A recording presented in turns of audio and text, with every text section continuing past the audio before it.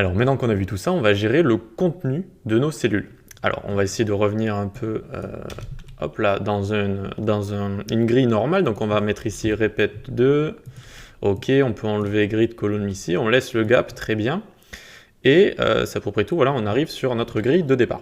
Alors, comment on va s'occuper du contenu de nos cellules? Eh bien, on peut, par exemple, ici, on va aller donc dans conteneur, et on va mettre, alors je vais faire un peu d'espace, align items, et on va leur mettre center.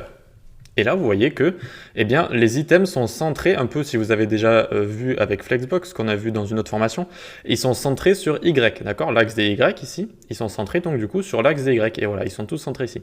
Alors vous allez me dire, mais pourquoi de base en fait on ne les voit pas comme ça? Parce qu'en fait de base, align items, c'est mis avec la propriété stretch de base, d'accord? Si on l'enlève, c'est pareil, c'est comme ça. Quand on crée une display grid ici, ça va être de base stretch, donc ça va prendre tout l'espace, d'accord?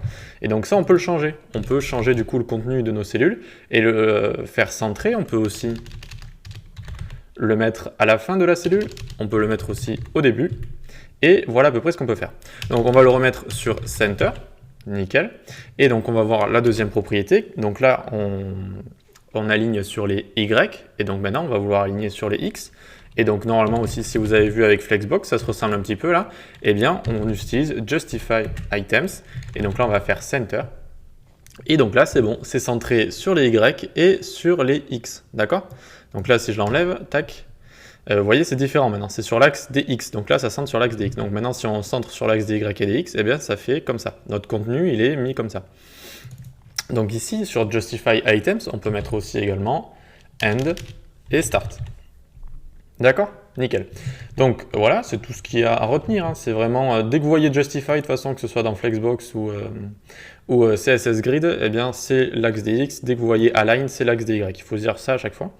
Et alors maintenant, comment on pourrait faire si on veut juste bouger le contenu d'une seule cellule? Par exemple, la cellule 2 ici, j'ai envie que ce soit collé en haut.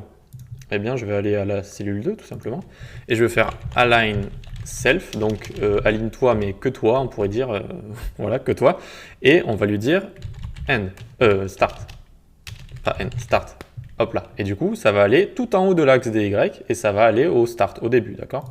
Si je voulais aller au bout, hop là, ici.